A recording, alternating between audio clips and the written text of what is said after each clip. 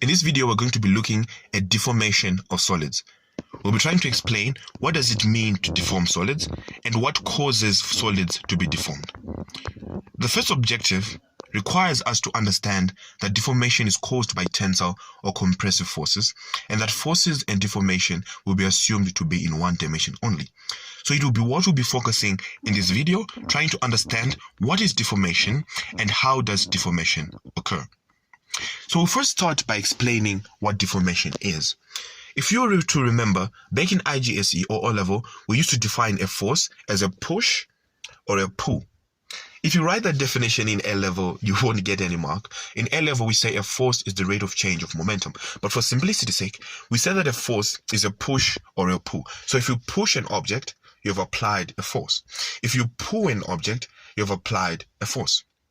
Bringing that into our minds, I can push an object from two directions.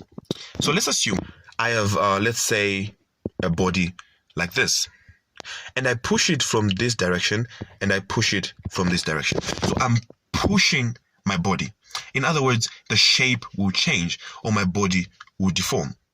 If I have, again, a body like this, and I push the body in this direction and in that direction, again, the shape of the body will change. It will sort of become elongated. I am pulling my object and I'm causing a change in the shape.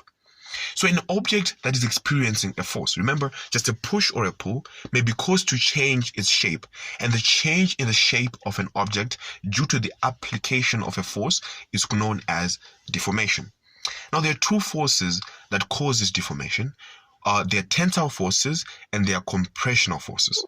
We'll first start by understanding what tensile forces are.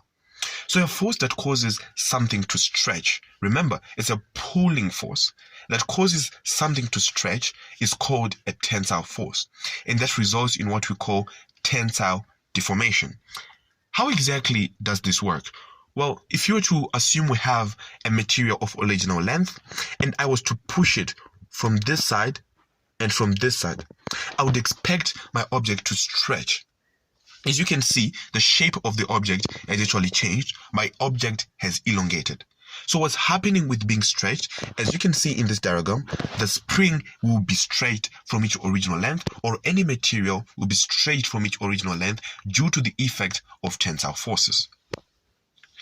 If you're to look now on the other part, which are compressional forces, it's different.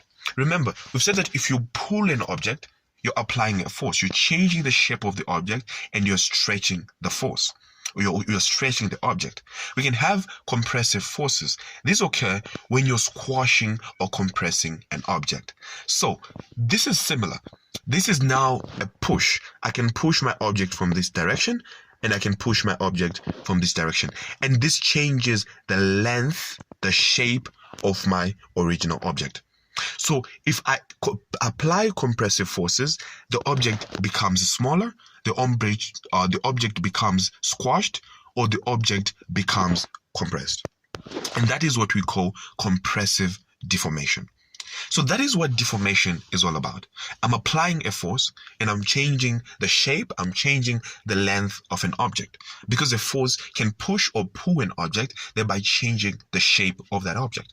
And that is what we mean when we say deformation. What is the change in the shape of that object?